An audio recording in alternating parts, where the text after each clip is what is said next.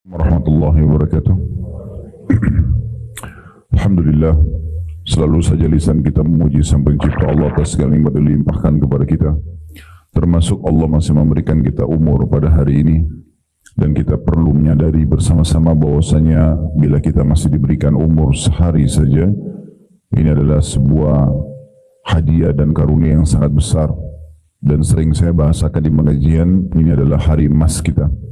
Karena dengan masih diberikan umur hari ini dan tidak wafat seperti umumnya banyak orang yang telah wafat, berarti kita masih punya peluang untuk menambah amal soleh kita di catatan buku amal tentunya, dan juga kita masih punya peluang untuk bertaubat dari dosa-dosa dan kesalahan kita di masa lalu sehingga kita jauh dari siksaan dan hukuman Sang Pencipta Allah.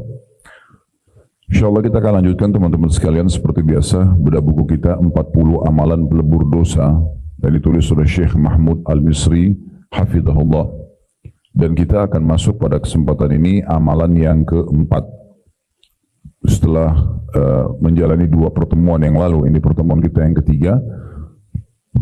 Saya ingatkan kembali, pertemuan kita perdana dulu membahas tentang masalah efek-efek daripada dosa, dan kali akan saya ingatkan sebentar lagi. Kemudian kita sudah masuk di amalan 1 dan 2, taubat dan istighfar, serta kita sudah masuk ke amalan ketiga tentang bagaimana seorang muslim harus menyibukkan dirinya dengan tujuan utama dia diciptakan. Jadi memang kita hadir di muka bumi ini, lahir dari bayi sampai nanti ajal kita datang, tidak ada tujuan lain kecuali untuk mengabdi, beribadah kepada Allah. Jadi kalau ada yang tanya, apakah memang saya diciptakan untuk sholat? Jawabannya iya. Untuk puasa, iya, dan tidak ada tujuan lain. Tujuan yang lain, kalaupun ada atau ada sesuatu yang kita kerjakan, itu hanya pelengkap hidup saja. Seperti orang bekerja mencari nafkah, untuk membuat dia bisa melalui roda kehidupan, tapi tujuan utamanya tetap untuk beribadah dan mengabdi kepada Allah Subhanahu wa Ta'ala. Dan kesempatan ini nanti kita akan bahas tentang masalah musibah-musibah dunia yang menimpa seorang hamba. Namun sebelumnya, kembali saya ingatkan judul buku kita lagi. Ini selalu saya ingatkan insyaAllah, karena memang ini dasar sekali yang harus kita pegangi karena kita bedah buku tentang masalah tulisan dosanya. Kalau yang pegang bukunya itu kan ada diwarnahin oleh penerbit, dan ini punya makna. Kenapa dia 40 amalan peleburnya warna kuning dan ininya dosanya warna merah, bahkan diberikan sedikit ya ada hiasan untuk menunjukkan memang ini sebenarnya inti bahasan. Jadi dosa itu adalah pelanggaran dan dia ibarat racun. Kalau kita punya satu gentong susu steril, sehat, tapi kita teteskan satu tetes racun, maka susu yang satu gentong itu bisa rusak. Seperti itu kurang lebih kalau seseorang melakukan perbuatan dosa, walaupun kecil, dianggap remeh. Misal cuma melihat sesuatu yang haram atau mendengar yang haram atau apa saja, itu sudah cukup sebenarnya mengganggu amal soleh dia.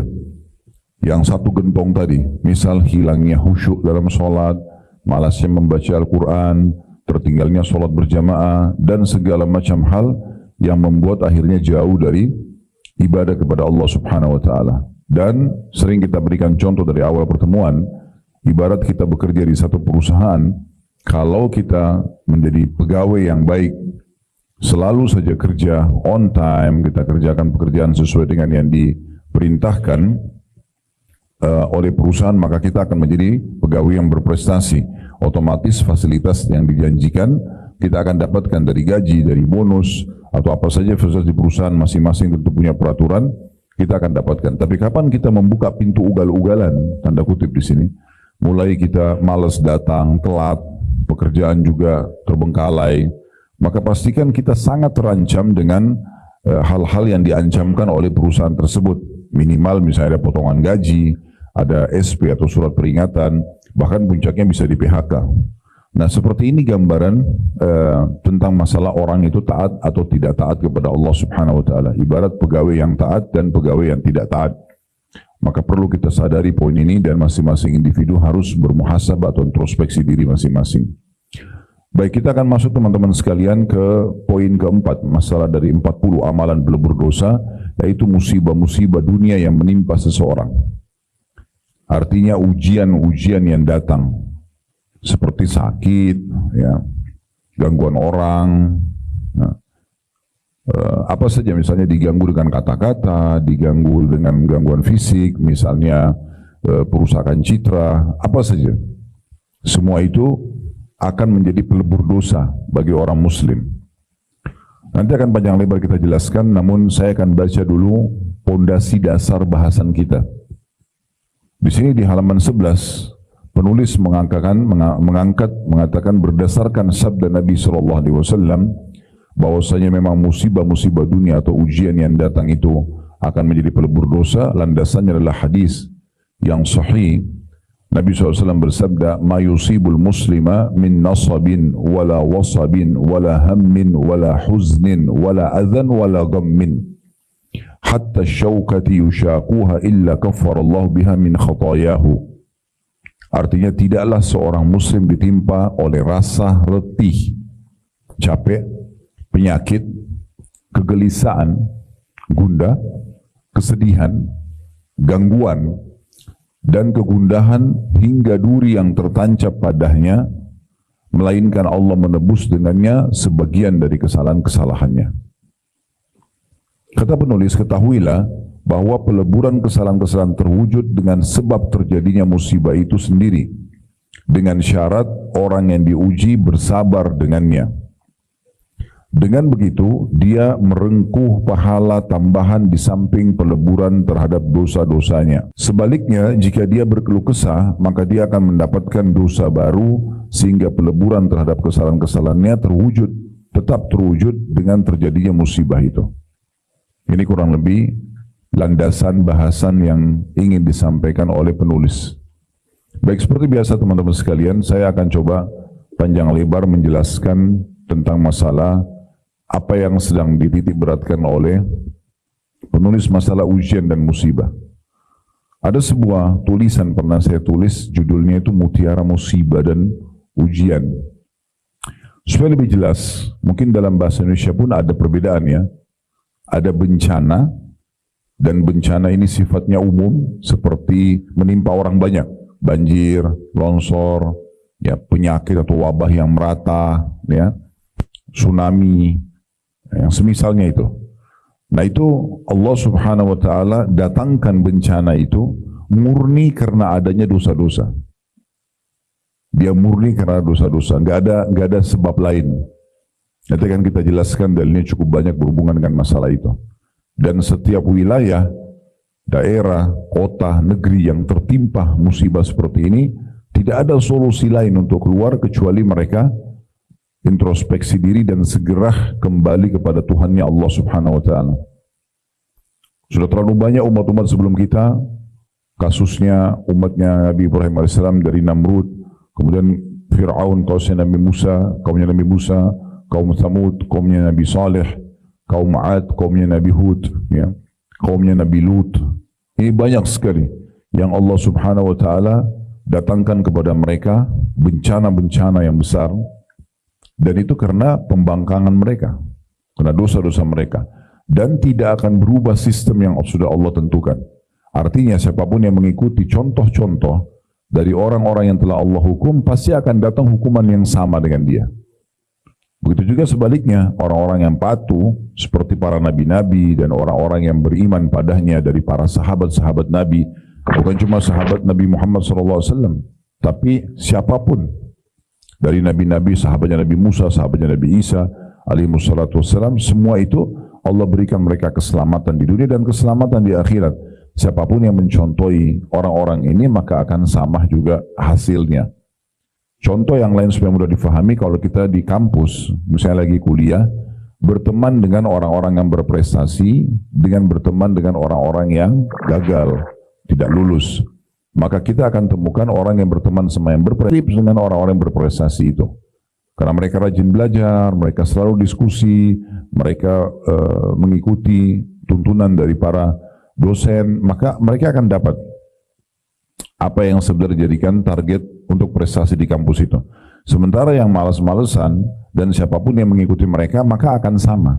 Nilainya akan buruk, bahkan tidak lulus, dan seterusnya. Nah, kurang lebih seperti itu. Ini masalah bencana dulu. Dia akan datang merata dan disebabkan karena dosa. Kepada yang namanya ujian dan cobaan. Nah, ini lebih kepada individual. Dan ini yang dititik beratkan oleh penulis tadi. Dia berbicara tentang masalah ujian-ujian yang datang bukan merata, tapi individual. Nah kalau ini bisa karena dosa dia, sehingga akhirnya Allah bersihkan dosa dia dan menjadikan dia sadar akan kesalahannya, atau kalaupun bukan karena dosa, Allah ingin memberikan kepada dia derajat yang kalau dia ditimpa musibah itu atau ujian itu dan dia bersabar, maka dia akan mencapai derajat yang tinggi itu baik di dunia maupun di akhirat, yang dia tidak bisa jangkau hanya dengan prestasi ibadahnya saja. Jadi ini kurang lebih gambaran dua hal yang perlu kita garis bawahi. Baik, kita lihatkan sekarang, bisa buka surah Al-Anfal surah nomor 8 ayat 25 tentang masalah dalil bencana. Artinya dalil tentang pastinya terjadi sesuatu yang besar itu justru karena dosa seseorang hamba atau yang merata, ya. Dalam surah nomor 8 ayat 25 Allah Subhanahu wa taala berfirman, "Wattaqu fitnatan la tusibanna alladhina zalamu minkum khassa wa'lamu anna Allah syadidul iqab." Saya ulangi lagi, "Wattaqu fitnatan la tusibanna alladhina zalamu minkum khassa wa'lamu anna Allah syadidul iqab." Hati-hatilah kalian, kata Allah Subhanahu wa taala, atau pelihara diri kalian dari siksaan yang tidak khusus menimpa orang-orang yang zalim saja di antara kamu. Dan ketahuilah bahwa Allah itu amat keras siksanya. Sudah buka ya? Al-Anfal ayat 25. Nah, ayat ini memberikan kepada kita dua peringatan besar dari Allah Subhanahu wa taala. Yang pertama, Allah mengingatkan kalau datang siksaan Allah yang merata, itu bukan hanya sekedar orang yang salah kena, orang yang tidak salah pun bisa kena. Selama orang yang benar di situ tidak mengingatkan, misal teman-teman tinggal di satu komplek, ada 10 rumah, 8 rumah ini suka melakukan pelanggaran agama, 2 rumah tidak. Tetapi yang 2 rumah ini tidak pernah ngingatin tetangganya, tidak pernah bilang, oh nggak boleh loh, itu dilarang sama agama. Misal di saat datang satu musibah, ancaman, bencana pada komplek itu, misalnya datangnya perampokan, apalah, semua kena, termasuk orang yang baik, karena mereka tidak mengingatkan.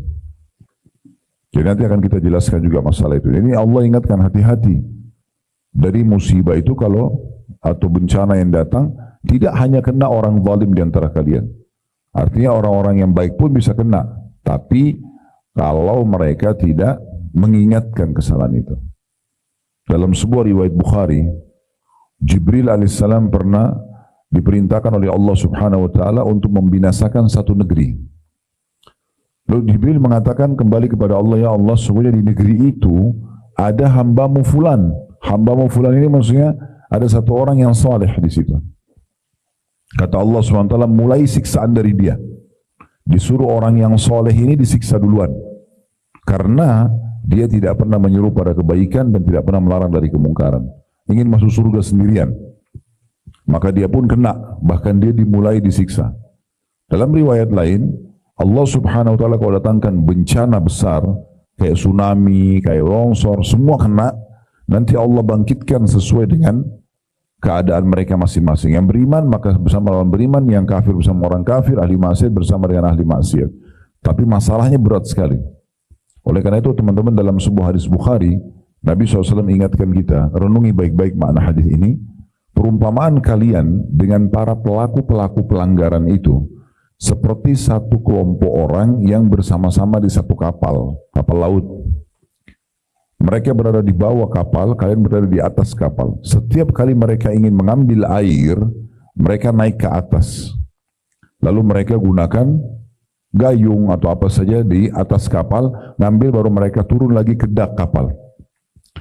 Nah, orang-orang yang pelanggar ini mengatakan begini sama teman-temannya, daripada kita bolak-balik naik ke atas, lebih baik kapal ini kita bolongin aja. Dibolongin supaya airnya langsung masuk. Udah kita langsung ambil. Kata Nabi SAW, kalau kalian biarkan mereka membolongi kapal itu, maka kalian akan tenggelam semua bersama-sama. Jadi kita nggak boleh tinggal diam, teman-teman. Kalau ada orang berbuat salah, kalau efeknya datang ke dia sendiri nggak masalah. Masalahnya merata. Kita pun bisa kena kalau kita membiarkan mereka. Minimal kita ingatkan sebagaimana sabda Nabi SAW, "Man ra'a minkum munkaran falyughayyiru biyadihi." Siapa yang lihat kemungkaran, coba dia ubah dengan tangannya. Maksudnya powernya. Kayak misalnya orang tua pada anak, ya, atasan pada bawahan. Ini kan bisa dia menggunakan powernya. Fa illam yastati' fa bilisani. Kalau dia tidak mampu maka dengan lisannya. Dia nasihati. Dan kalau kita sudah nasihatin orang sekali saja, berarti sudah gugur tanggung jawab kita. Selebihnya sudah sunnah. Karena amar ma'ruf nahi mungkar yang wajib yang pertama. Kalau teman kita nggak sholat, kenapa nggak sholat akhi? Kenapa nggak sholat ukhti? Ya, itu kan wajib dalam agama. Udah kita sudah nasihatin begitu, walaupun cuma beberapa kata saja, maka kita sudah lepas tanggung jawab hari kiamat. Tapi kalau kita biarkan tidak diingatkan sama sekali, pastikan nanti kita akan dituntut hari kiamat. Bahkan kalau datang masalah buat dia, datang masalah buat kita juga. Karena kita biarkan saja. Nah itu tentang masalah bencana yang datang. Sementara ujian ini tadi yang saya bilang datangnya kepada individual ya. Itu bisa dilihat dalam surah Al-Baqarah. Surah nomor 2 ayatnya 154 sampai 156.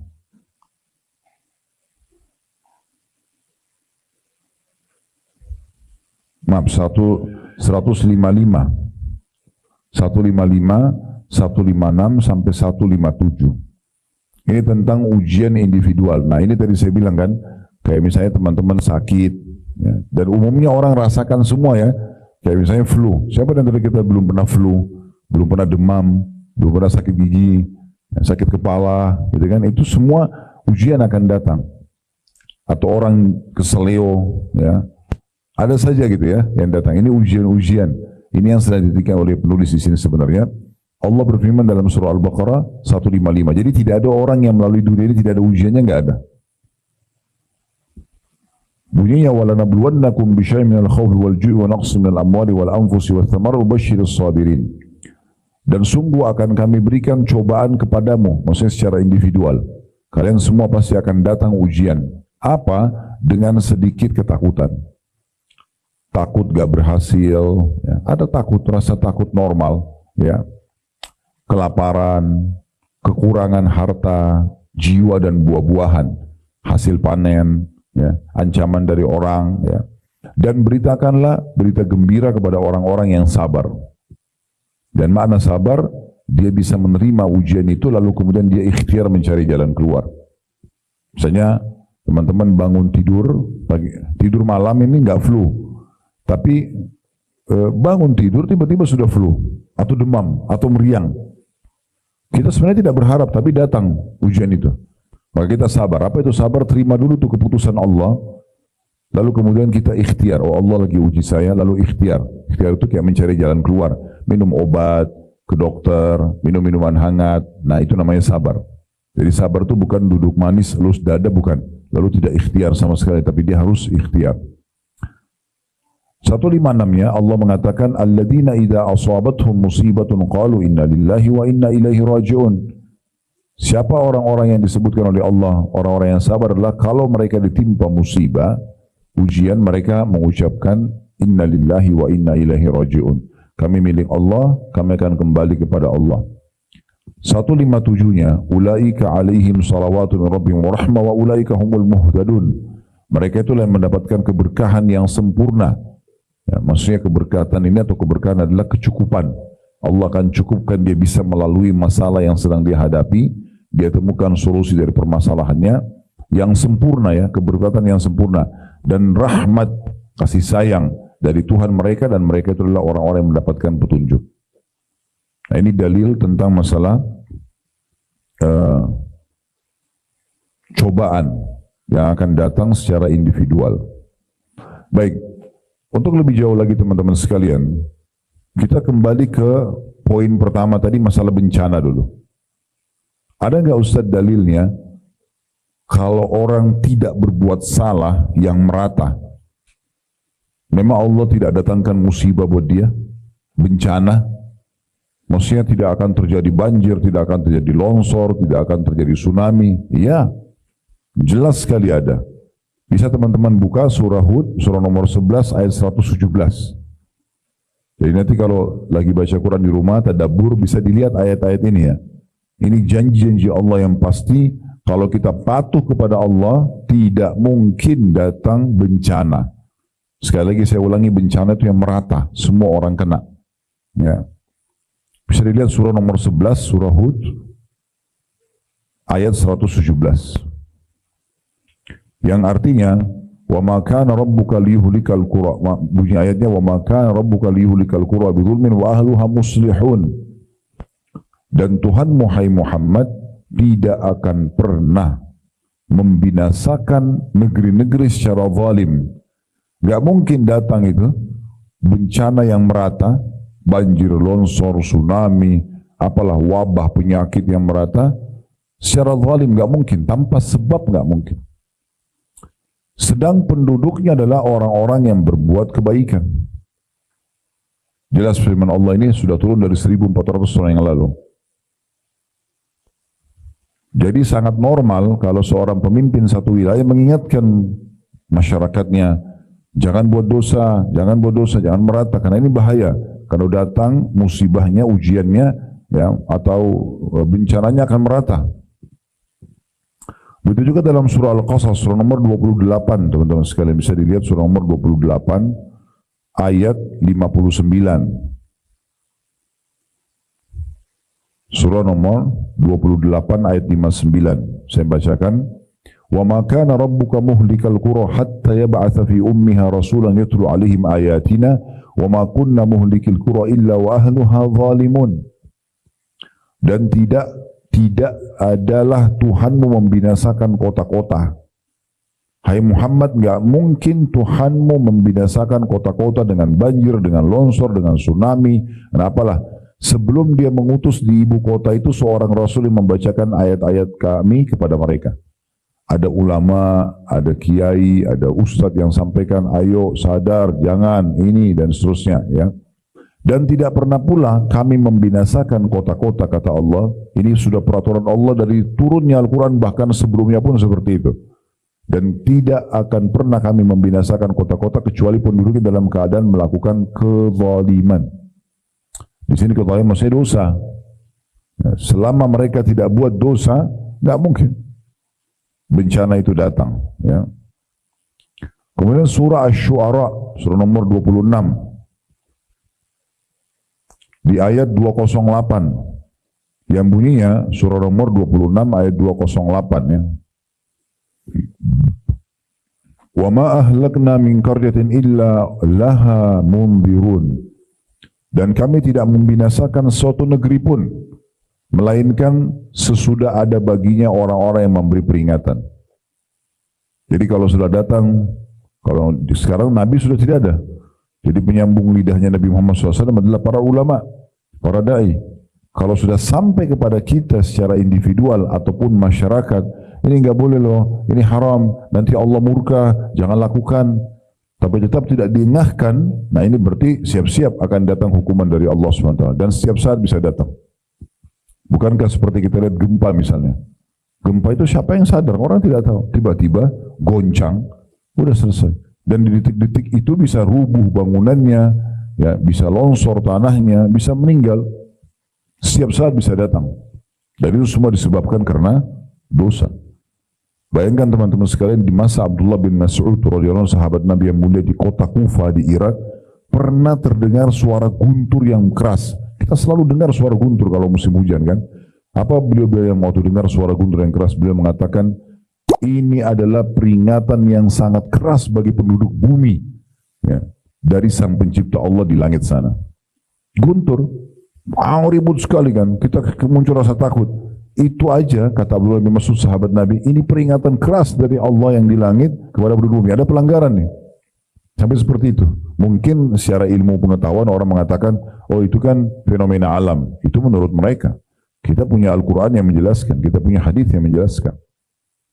Bahkan sebagian salaf, ini pernah saya jelaskan di pertemuan yang lalu ya, mereka saking takutnya melakukan pelanggaran agama karena setiap saat bisa hukuman langsung datang, itu mereka kalau kakinya kesentuh batu aja, udah langsung astagfirullah, Inna lillahi wa inna ilaihi raji'un.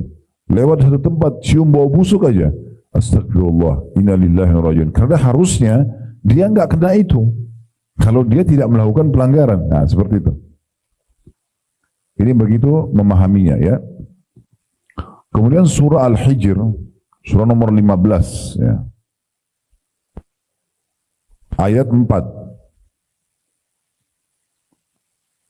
Surah nomor 15 ayat 4 bunyinya, "Wa ma ahlakna min qaryatin illa walaha kitabun ma'lum." Dan kami tidak ada atau tiada membinasakan negeri atau suatu negeri pun melainkan ada baginya ketentuan masa yang telah ditetapkan. Maksudnya sudah ada peringatan, nggak mau ngah. Sekali, 2 kali, 3 kali, 10 kali diingatkan, nggak mau ya sudah. Nanti akan datang masalah yang besar buat dia. Tadi ayat yang sempat kita bacakan, yang masalah bencana, saya bilang tadi ada 2 yang bisa diambil atau 2 peringatan besar dari Allah Subhanahu wa taala dalam surah Al-Anfal tadi ya. Potongan akhir ayat surah Al-Anfal itu menjelaskan kepada kita,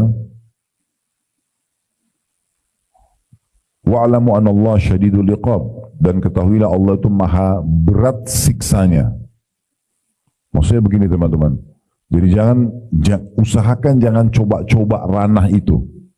Kalau tahu ini Allah larang, lebih baik dihindari. Kenapa? Karena kalau kita lakukan misalnya, yang akan datang nanti sebagai hukuman dari Allah jauh lebih berat daripada apa yang kita lakukan. Contoh misalnya orang berzina 1 jam di hotel. Contoh, dia berzina 1 jam di hotel. 1 jam ini, itu bukan dibalas dengan 1 jam demam. Bukan begitu. Tapi bisa saja 1 bulan masalah. Mungkin 1 tahun masalah. Sumpah, sedih, gagal usahanya. Semua itu karena kesalahan yang 1 jam itu. Mungkin orang bohong sekali. Bagi dia itu kecil. Tapi sudah cukup Allah datangkan untuk dia ujian yang berat sekali. Dan bukan sekali bohong. Kemudian misalnya dapat sentilan 1 kali di mulutnya. Enggak. Dia punya masalah, dipecat dari tempat kerjanya, ini itu segala macam. Sampai Abdullah bin Umar berkata radhiyallahu anhuma, saya pernah berbuat dosa kecil 1 saja, sudah cukup Allah Subhanahu wa taala membuat saya terharamkan sholat berjamaah subuh di masjid itu sebulan. Jadi begitu efeknya. Jangan anggap remeh teman-teman ya. Karena kita biasa mungkin apalagi yang memang suka lalai, suka anggap remeh, kayak misalnya contoh dengan partner bisnisnya atau dengan tempat kerjanya atau dengan pemerintahnya, udahlah nggak apa-apa, nggak apa-apa, nggak apa-apa, selalu nggak apa-apa. Kata-kata nggak apa-apa ini bahaya sekali karena ada konsekuensi yang akan bisa menimpa dia setiap saat. Apakah peringatan dari pemerintah kalau dia melanggar pemerintah, apakah peringatan dari perusahaannya kalau di perusahaan, dan itu kadarnya belum tentu seukuran dengan pelanggaran gitu ya. Dan pelanggarannya hanya sekedar ngajak temannya bolos, tapi mungkin hukumannya dipecat dari perusahaan misal, kan gitu. Jadi untuk apa kita masuk ke satu zona atau ranah di mana kita sangat terancam, bisa setiap saat datang gangguan. Nah seperti itu memahaminya. Baik, kalau bencana yang sifatnya umum, itu sebab-sebabnya yang pertama adalah penolakan terhadap Rasul. Seperti sekarang kalau di masa kita penolakan terhadap ajaran Nabi alaihi salatu wassalam, Nabi Muhammad sallallahu alaihi wasallam. Terutama yang wajib-wajib ya. Kalau yang sunnah masih pilihan, tapi kalau yang wajib ini. Dan Allah Subhanahu wa taala mengingatkan banyaknya umat-umat sebelum kita yang Allah binasakan justru karena mereka menolak peringatan para nabi-nabi mereka. Bisa dilihat dalam surah Yunus, surah nomor 10 ayat 13. Surah nomor 10 ayat 13. Bunyinya ayat 13-nya, saya bacakan ya, surah nomor 10 ayat 13. Walaqad ahlaknal quruna min qablikum lamma zalamu wa ja'atuhum rusuluhum bil bayinati wa ma kanu liyu'minu kadzalika najzil qaumal mujrimin. Artinya, sesungguhnya kami telah membinasakan umat-umat sebelum kamu. Jadi siapa saja banyak umat sebelum kita sudah Allah binasakan. Ketika mereka berbuat kezaliman. Apa kezaliman mereka ya Allah? Allah bilang, padahal rasul-rasul mereka telah datang kepada mereka dengan memberikan keterangan-keterangan yang nyata. Kalau sekarang karena tadi saya bilang Rasul sallallahu alaihi wasallam, Nabi Muhammad SAW sudah meninggal, maka beliau mengatakan al-ulama warasatul anbiya. Ulama adalah pewarisnya para nabi. Maka penyambung lidah Nabi Muhammad SAW adalah para ulama kita, para dai-dai kita, para ustadz-ustadz kita yang mengingatkan, jangan akhi, jangan ukhti, ini haram, ini hati-hati. Nah, tapi mereka sekali-kali tidak hendak beriman. Demikianlah kami memberi pembalasan kepada orang-orang yang berbuat dosa. Jadi ini yang menyebabkan datangnya ancaman yang berat itu.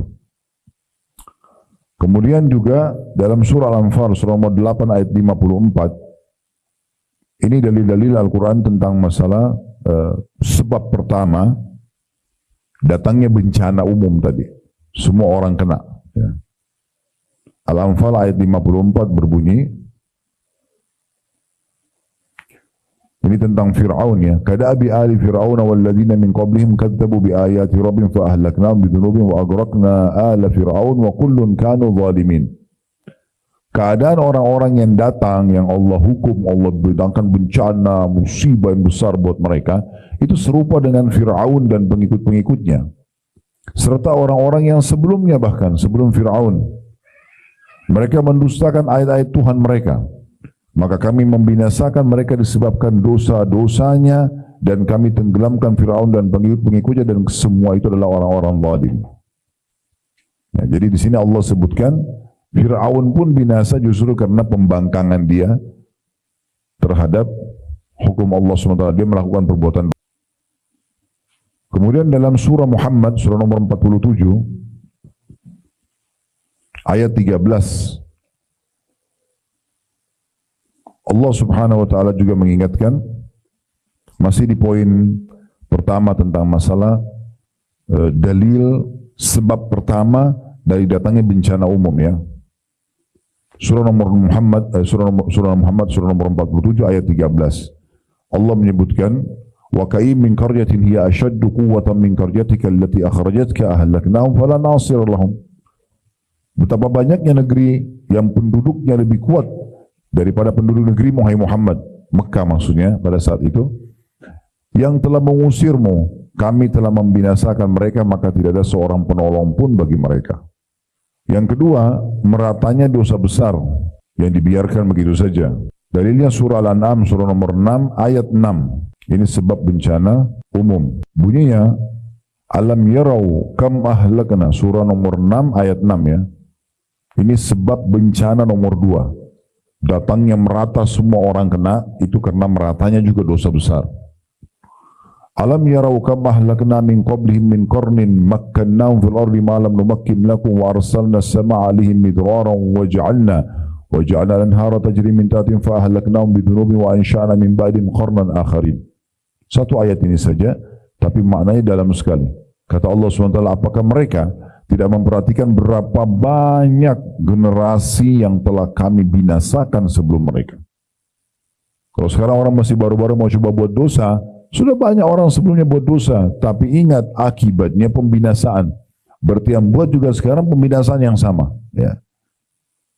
Apakah mereka tidak memperhatikan berapa banyak generasi yang telah kami binasakan sebelum mereka? Padahal generasi itu telah kami teguhkan kedudukan mereka di muka bumi. Mereka kuat-kuat, mereka punya harta, mereka punya kedudukan, kelebihan fisik, yaitu keteguhan yang belum pernah kami berikan kepadamu, dan kami curahkan hujan yang lebat atas mereka, dan kami jadikan sungai-sungai mengalir di bawah mereka, kemudian kami binasakan mereka karena dosa mereka sendiri, dan kami ciptakan lagi sesudah mereka generasi yang lain. Ini jelas sekali kalau dosa-dosa itu merata, maka seperti datang musibah seperti ini. Kita tahu misalnya kaumnya Nabi Nuh, bisa lihat dalam surah Isra, ya, surah nomor 17, ayat 17.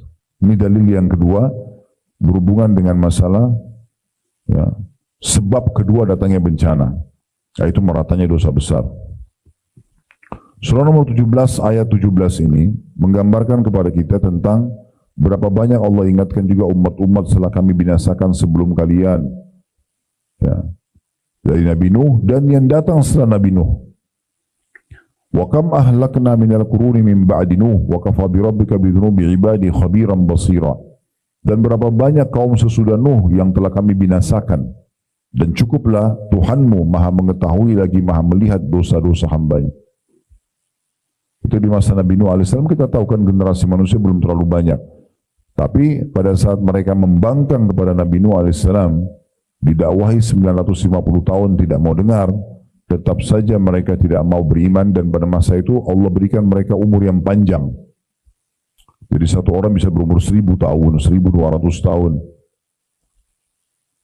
Maka Allah subhanahu wa ta'ala membinasakan mereka. Allah suruh Nabi Nuh buat kapal, kemudian setelah selesai kapal itu masih diolok-olok oleh kaumnya. Kalau sudah pernah tahu, alhamdulillah. Kalau belum tahu, bisa dengar kisah unik di situ ya. Setiap kali, karena Nabi Nuh ini berdakwah di daerah padang pasir, nggak ada air, nggak ada sungai, nggak ada lautan.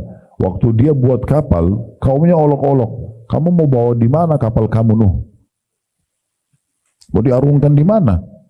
Maka Nabi Nuh AS sama kaumnya tetap aja mengerjakan kapal itu sesuai perintah Allah. Waktu sudah selesai, kaumnya Nabi Nuh yang kufur ini, yang banyak buat dosa, mereka tidak cukup sampai mengolok-olok dengan lisan, tapi mereka sepakat untuk datang ke kapal itu, kemudian mereka buang air besar, buang air kecil di kapal Nabi Nuh, sampai penuh dengan kotoran mereka. Akhirnya, setelah penuh dengan kotoran mereka, dan sudah dekat masa di mana Allah akan datangkan banjir besarnya yang dikenal dengan kiamat kecil pada saat itu, karena seluruh muka bumi ini banjir, Ka'bah pun rubuh bangunannya, ya. Sisa pondasinya saja, semuanya hancur di muka bumi ini. Bahkan ahli sejarah atau para ilmuwan mengatakan padang pasir itu dulunya memang lautan, juga kebun hutan, tetapi dengan banjir dulu maka yang membawa banyak sekali pasir, ya, yang berpindah satu tempat ke tempat lain, maka jadilah seperti sekarang banyak gurun-gurun pasir gitu. Intinya sebenarnya teman-teman sekalian, pada saat akan datang janji Allah subhanahu wa ta'ala banjir besar, maka Allah datangkan penyakit untuk kaumnya Nabi Nuh. Kena penyakit kulit, dan penyakit kulit ini mereka coba berusaha berobat, tidak bisa. Nggak bisa mereka ya sembuh. Sampai ada satu orang dari kaum Nabi Nuh, ini buang air besar di kapal Nabi Nuh, kemudian kepleset jatuh di kotoran mereka yang sudah numpuk itu. Begitu dia keluar, penyakit kulitnya sembuh. Maka dia pulang ke kaumnya bersama-sama dengan orang-orang yang zalim dan orang yang kafir ini. Mereka heran, kamu sembuh bagaimana caranya? Kok bisa? Dia bilang, saya tidak pakai obat apa-apa, cuma saya kepleset di kotoran kita, kena kotoran itu saya malah sembuh. Maka semua kaumnya yang kafir datang ke kapal itu membersihkan kotoran mereka sendiri untuk menyembuhkan penyakit kulit yang Allah datangkan kepada mereka. Setelah sampai sebagian ulama ada yang mengatakan sampai mereka mengambil cuilan terakhir dari kotoran tersebut untuk membersihkan sampai kapal itu bersih banget, udah bersih sekali. Mereka bersihkan sendiri yang tadinya mereka kotori, setelah bersih sekali, ya. Dan itu pun Allah hubungkan kadarnya, kotoran itu harus bersih benar, baru bersih semua penyakit mereka. Setelah bersih, baru kapal Nabi Nuh dinaikin oleh orang beriman, dan Allah datangkan banjir besar, dan tenggelamlah orang-orang yang binasa itu. Jadi Allah itu punya cara bermain, tanda kutip itu, yang sangat indah, di luar daripada nalar manusia. Makanya Allah mengatakan, innahum yakiduna kaidan wa akidu kaida. Mereka mengatur tipu daya, para penjahat-penjahat itu, aku pun mengatur tipu daya. Dalam firman yang lain Allah mengatakan, inna kaidi matin. Tipu dayaku itu sangat kokoh, nggak bisa dikalahkan. Berapa banyak orang yang koruptor misalnya, menyembunyikan, merahasiakan sekian tahun, tanpa dia sadari, Allah bongkar dengan caranya. Dan terakhir bahasanya cuma sama, standar manusia semua pelanggar-pelanggar ini akan mengatakan, kok bisa ya? Itu bahasa terakhirnya, bisa. Allah subhanahu wa ta'ala bongkar, jangan terus-menerus bodoh mengatakan, oh seakan-akan Allah tidak mengetahui, tidak melihat. Karena Allah tahu dan Allah bisa bongkar. Kalau perbuatan kita baik, walaupun kita sembunyikan, Allah bongkar supaya menjadi contoh bagi orang lain. Di hidup kita atau sudah hidup kita. Allah punya cara membuka kebaikan itu supaya nanti jadi contoh. Kalau perbuatan kita buruk, Allah bongkar walaupun kita hebat mengemasnya, dan akhirnya menjadi pelajaran bagi orang lain juga dan peringatan sekaligus bagi para pelanggar ini. Sebab yang ketiga, masalah bencana kezaliman. Zalim ini berarti mengambil yang bukan haknya atau tidak memberikan hak orang lain. Ini juga diperingatkan oleh Allah Subhanahu wa taala dalam Al-Qur'an, dalam surah Al-Hajj Surah nomor 22 ayat 45.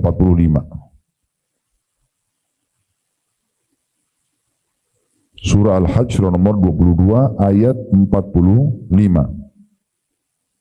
Bunyinya faka'ayyin min qaryatin ahlaknaha wa hiya zalimatun fa hiya khawiyatun ala urusha wa bi'rin mu'attalatin wa qasrin masyid. Berapa banyak kata Allah kota-kota yang telah kami binasakan. Banyak sekali yang sudah kami binasakan, yang penduduknya dalam keadaan zalim.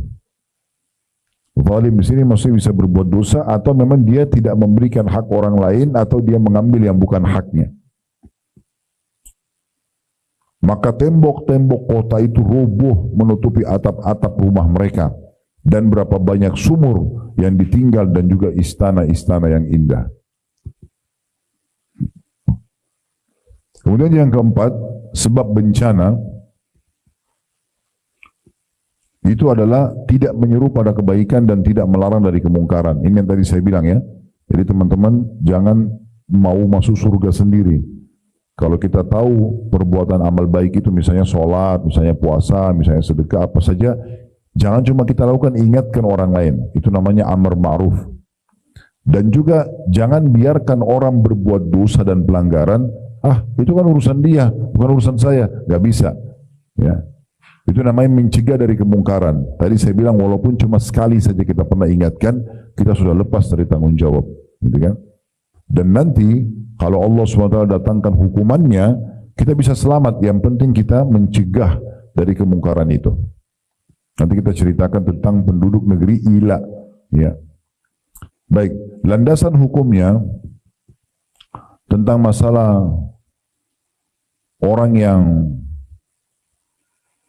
tidak menyeru kepada kebaikan dan melarang dari kemungkaran ini adalah sabda Nabi SAW yang sahih riwayat Bukhari. Terjemahannya, kalian harus menyeru pada kebaikan. Kebaikan apapun yang dipandang baik oleh Allah Subhanahu wa taala, bukan dipandang baik oleh manusia, ya. Dan melarang pelaku kezaliman hingga kalian mencegahnya secara paksa dan menariknya kepada kebaikan secara paksa, atau Allah akan munculkan perselisihan dalam hati kalian hingga orang terbaik dari kalian pun berdoa tapi tidak lagi diterima doanya. Jadi kalau orang berbuat salah nih kita ingatkan, tak boleh loh. Dia nggak mau dengar, coba cari jalan supaya dia ini tanda kutip sih dikeroyokin, dinasihatin lebih banyak lagi orang, diberikan peringatan lebih banyak lagi orang. Contoh di perusahaan ada satu orang mulai manipulasi data. Kita tahu sebenarnya orang ini berbuat, jangan didiamkan. Ingatkan dia. Dia tidak mau berhenti dari kemungkarannya, laporkan dia. Karena kalau tidak ini masalah ini. Ya. Ini yang dimaksud di sini. Kalian harus berhentikan orang berbuat salah itu, jangan dibiarkan. Diingatkan. Dan kalau kita sudah ingatkan, kemudian datang ujian atau datang masalah, musibah dari Allah Subhanahu wa taala, kita akan selamat. Dan ini bahayanya kalau kita biarkan, maka bisa saja sampai orang terbaik, kata Nabi SAW, berdoa, tidak lagi diijabah.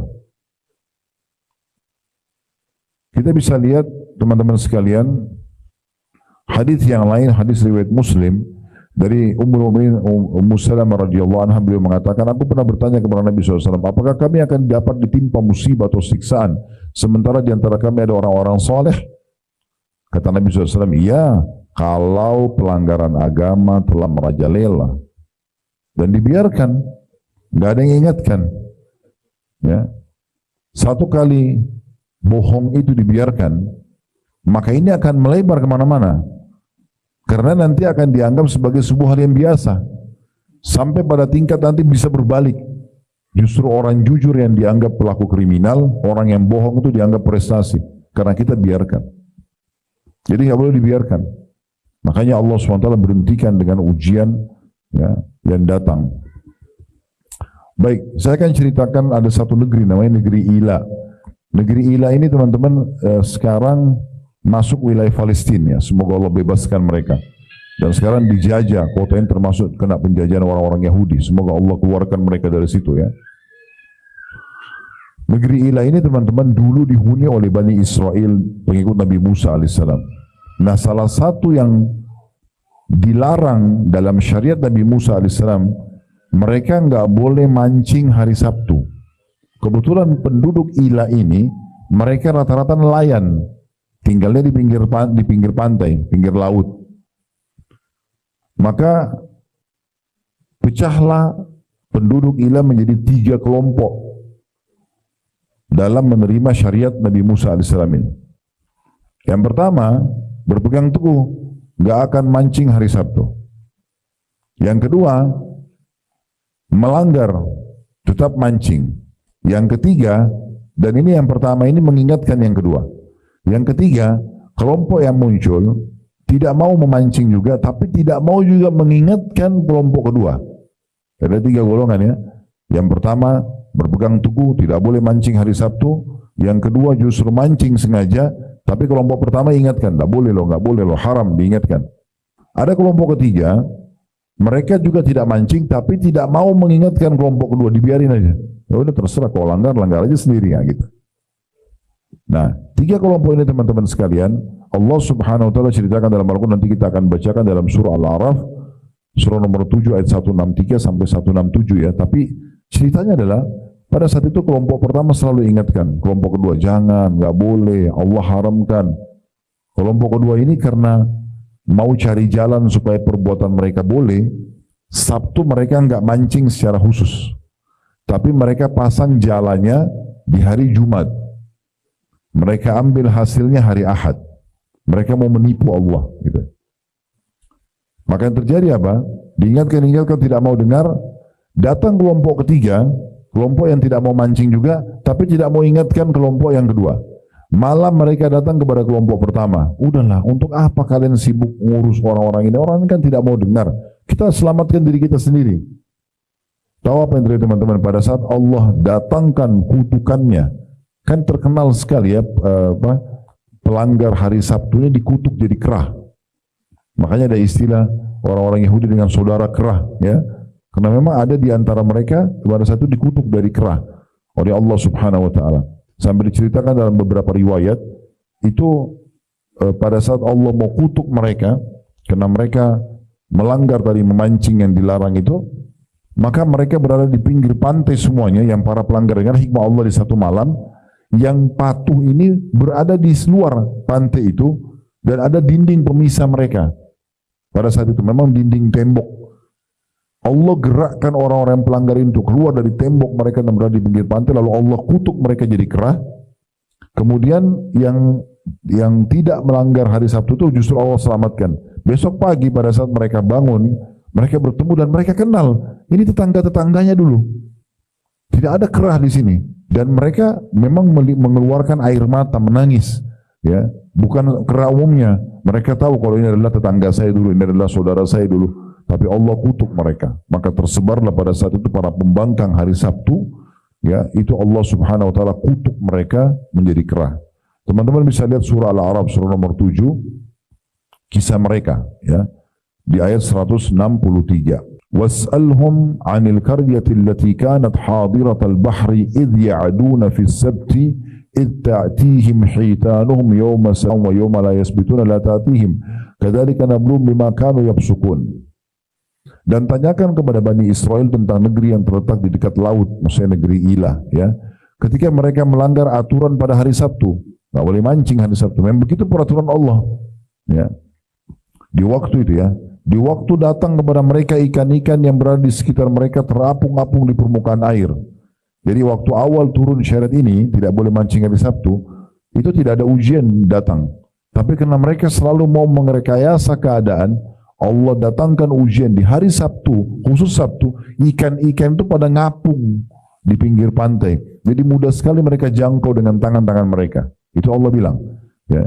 Dan di waktu datang hari Sabtu itu, datang kepada mereka ikan-ikan yang berada di sekitar terapung, di sekitar mereka, terapung-apung di permukaan air. Dan di hari-hari yang bukan Sabtu, justru ikan itu tidak datang kepada mereka. Demikianlah kami menguji atau mencoba mereka karena perbuatan fasik mereka. Jadi memang begitu ya. Hati-hati teman-teman ya. Ada ujian yang datang dari Allah SWT untuk menguji iman kita, itu dengan termudahkannya perbuatan dosa. Misalnya zina nih, tiba-tiba datang satu waktu di mana sangat mudah kita untuk melakukannya, itu ujiannya. Jangan justru dilakukan, jangan mengatakan ini karena mudah dilakukan, tidak. Justru itu berat sekali ujian. Nanti kita akan lanjutkan ayat ini, tapi saya sedikit menjelaskan, waktu Allah SWT turunkan larangan orang yang berihram, kalau lagi umur atau haji berihram, kan tidak boleh berburu hewan darat ya. Dalam surah Al-An'am diceritakan masalah itu. Itu kata para sahabat, waktu turun firman Allah SWT melarang orang yang pakai ihram berburu hewan darat, itu turun mereka lagi pakai baju ihram dan lagi menuju ke Mekah, dan pada saat itu kata para sahabat, hewan-hewan yang biasanya kami harus berburu dengan sangat susah, rusa, ya, kambing hutan, unta yang jauh di padang pasir yang mereka susah untuk berburu. Di hari turun ayat itu datang di dekat tangan-tangan kami sehingga kami bisa memegangnya. Datang sendiri tuh kelinci datang, ya rusa datang, dengan sangat mudah kami bisa memegangnya. Allah sedang menguji pada saat itu. Nah ini yang terjadi. Jadi penduduk Ila itu diuji oleh Allah SWT dengan ikan-ikan itu datang. Biasanya ujian ini datang karena mereka tidak mau ngahkan larangan-larangan itu. 164-nya, wa idh qalat ummatun minhum lima ta'iduna qauman illahu muhlikum wa mu'adzibu 'adzaban syadida qalu ma'dziratan ila rabbikum wa la'allahum yattaqun. Nah ini golongan-golongan yang terpecah menjadi tiga. Tadi saya bilang di penduduk Ila, ada yang patuh tidak mau memancing hari Sabtu, ada yang tetap mau mancing dengan tadi merekayasa keadaan, Jumat pasang jala, hari Ahad panen. Ada kelompok ketiga tidak mancing tapi mereka bukan menahan kelompok kedua melanggar hukum Allah, justru mengingatkan kelompok pertama, udahlah nggak usah pusing dengan mereka. Nah ini ayatnya. Allah bilang, dan ingatlah ketika satu umat di antara mereka berkata, mengapa kamu menasihati kaum yang akan membinasakan mereka atau mengazab mereka dengan mengapa kamu mengingatkan kaum yang Allah akan membinasakan mereka atau mengazab mereka dengan siksa yang pedih. Jadi sekarang kita bicara kelompok ketiga yang tidak mau mancing, tapi tidak mau ingatkan kelompok kedua yang melanggar. Justru datang kepada kelompok pertama yang tidak mau mancing dan mengingatkan kelompok kedua. Apa kelompok ketiga bilang? Untuk apa sih kamu nasihatin untuk kelompok dua? Gitu. Gak usah. Toh juga Allah akan siksa mereka. Maka kelompok pertama menjawab, agar kami mempunyai alasan pelepas tanggung jawab kepada Tuhan kami dan supaya mereka bertakwa.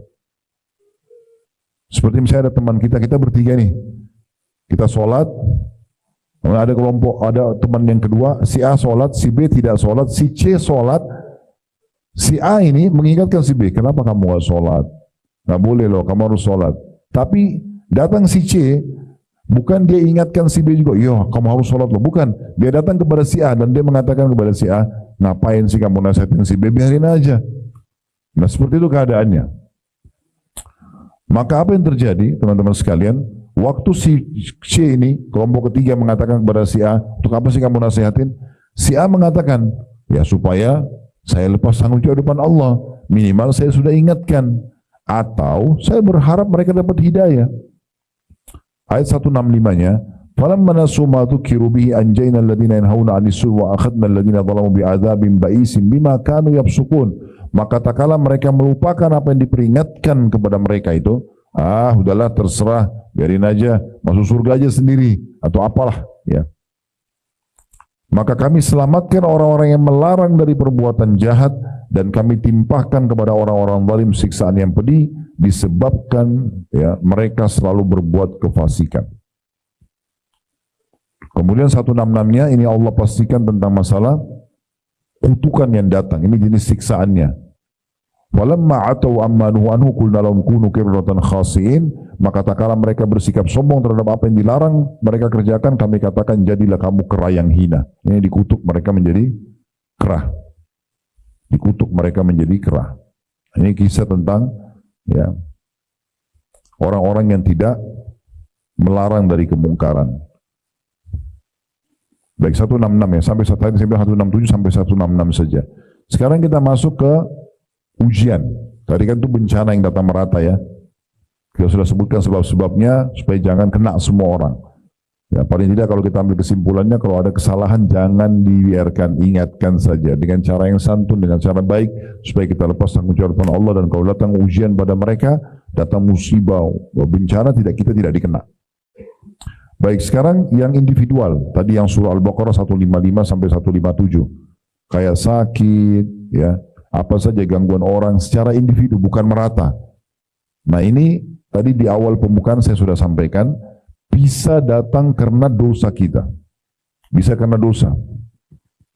Sesuai dengan hadis Nabi SAW riwayat Imam Ahmad, terdapat dosa-dosa tidak dapat dibersihkan atau tidak cukup dengan istighfar, tapi Allah akan mencoba hamba tersebut dengan penyakit ya, untuk membersihkan dosa-dosanya.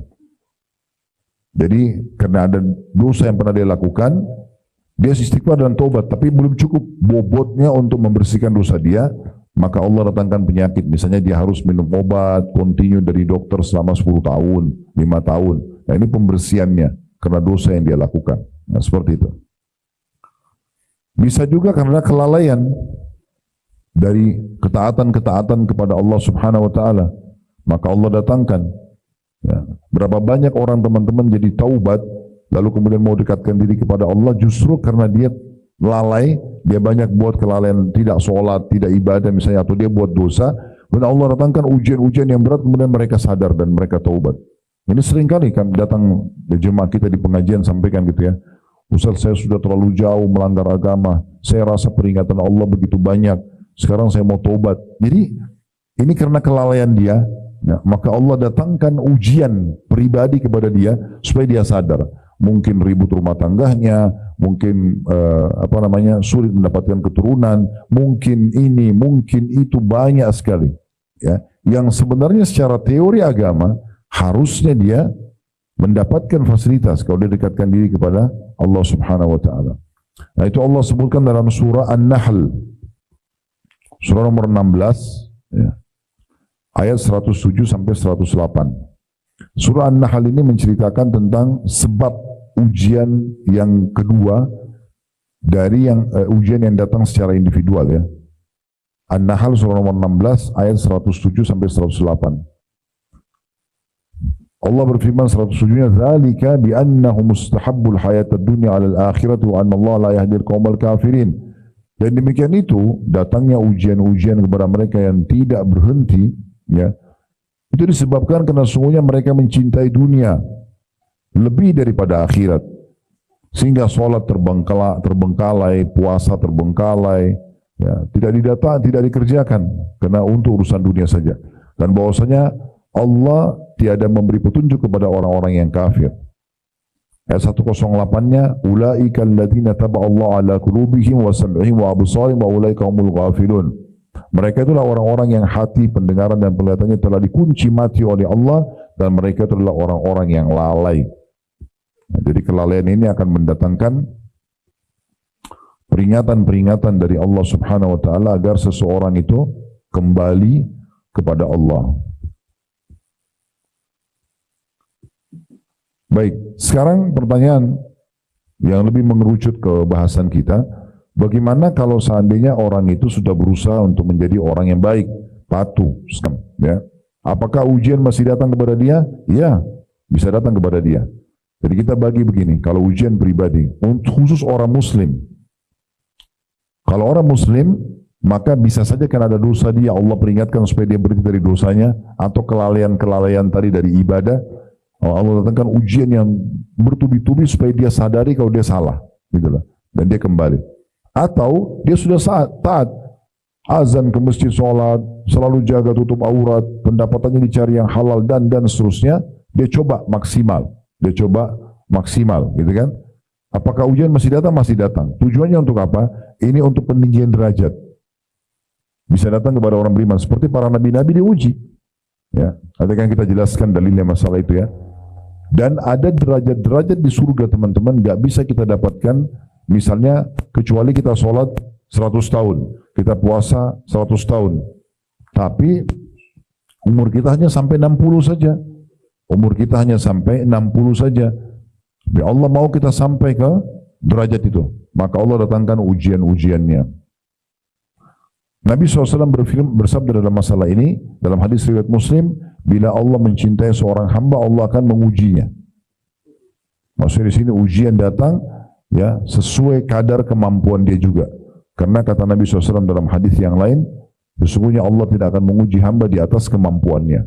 Atau ujian yang umum datang, hanya saja orang-orang beriman lebih lama sedikit. Contoh misalnya, demam, orang semua demam. Tetapi orang yang sangat dekat dengan Allah ini, masa demamnya dilebihkan waktunya. Seperti orang yang mungkin kurang dekat sama Allah, demamnya cuma 3 hari. Orang yang dekat sama Allah ini bisa 6 hari demamnya. Ya. Tujuannya untuk menambah derajat dia di surga, yang dia memang tidak bisa jangkau dengan hanya ibadah dia saja. Ini yang sesuai dengan hadis Bukhari. Pernah ada sahabat yang datang dan menemukan Nabi SAW lagi demam. Dan saking panasnya suhu badan Nabi SAW sampai-sampai sahabat ini waktu pegang di atas selimut Nabi yang Nabi pakai membungkus badan beliau, itu tembus panasnya. Sahabat ini mengatakannya, Rasulullah, Anda ditimpa demam yang tidak normal nih. Tidak biasa saya temukan seperti ini. Kata Nabi SAW, benar, aku diujikan 2 kali lipat dari yang diujikan kepada kalian. Jadi kalau misalnya kita demamnya 40, mungkin Nabi bisa 80 ya. Jadi panas luar biasa. Maka sahabat ini cerdas, dia mengatakan apa? Ya Rasulullah, apakah ini berarti Anda dapat double pahala? Karena kan 2 kali lipat dari ujian. Maka kata Nabi SAW, iya. Lalu sahabat ini bertanya lagi, siapa orang yang paling berat ujiannya kalau begitu ya Rasulullah? Maksudnya khusus orang beriman yang taat kepada Allah. Siapa di antara mereka yang paling berat ujiannya? Ujian ini jangan dibayangkan teman-teman yang tidak menimpa orang umumnya, tidak. Ini ujian yang datang menimpa umumnya orang. Tadi saya kasih contoh. Kalau orang yang jauh imannya kepada Allah, demamnya cuma 3 hari, orang beriman ini bisa 6 hari. Tapi ujian-ujian yang umum, bukan datang yang di luar nalar normalnya manusia, enggak. Kenapa juga ada orang datang kepada saya mengatakan, Ustaz, saya baca hadis Nabi, kalau Nabi SAW mengatakan, orang yang paling berat ujiannya adalah para nabi-nabi, lalu datang orang-orang yang mendekati iman para nabi-nabi. Saya jadi takut menambah iman saya karena ujiannya nanti jadi berat. Yang dia bayangkan rupanya ini ujian yang tidak menimpa umumnya orang. Enggak. Jadi yang masukkan adalah yang menimpa. Saya kasih contoh tadi, kalau demam, 3 hari orang yang sedikit imannya lebih lemah, dengan orang yang lebih kuat imannya itu bisa sampai 5-6 hari. Dia lebih lama. Tujuannya lebih ini agar dia mendapatkan derajat yang lebih di surga. Oleh karena itu sebab hadis ini adalah karena Nabi lagi demam, sahabat ini kaget demamnya Nabi. Kemudian orang itu bertanya, ya Rasulullah, Anda demam tidak normal nih. Kata Nabi SAW, memang saya diujikan 2 kali lipat dari ujikan kalian. Kenapa? Karena iman para nabi-nabi paling tinggi kan. Lalu sahabat ini mengatakan, kalau begitu Anda dapat double pahala. Kata Nabi SAW, iya. Istilah baru Nabi jelaskan. Ya. Waktu ditanya, kira-kira siapa orang yang paling berat ujiannya ya Rasulullah? Kata Nabi SAW, para nabi-nabi. Kemudian datang orang-orang yang mendekati level imannya dengan nabi-nabi tersebut. Lalu kemudian datanglah ujian sesuai dengan kadar keimanan seseorang. Dan dalam riwayat lain, kalau makin kuat agamanya, maka makin berat ujiannya, ya, sesuai dengan kadar keimanannya. Sekali lagi, ujian di sini bukan berarti di luar daripada normalnya manusia, tidak. Tapi apa yang menimpa umumnya manusia, orang-orang ini akan diberikan lebih sedikit dengan tujuan untuk meninggikan derajat mereka. Ini sesuai dengan sejalan dengan sabda Nabi SAW. Sesungguhnya Allah kalau mencintai seorang hamba, maka Allah akan mengujinya. Dalam riwayat lain, kalau seseorang Allah mencintai seorang hamba, Allah berfirman kepada para malaikat yang mengatur, ya, ujian-ujian pada manusia, tuangkan pada dia ujian-ujian tersebut, gitu kan?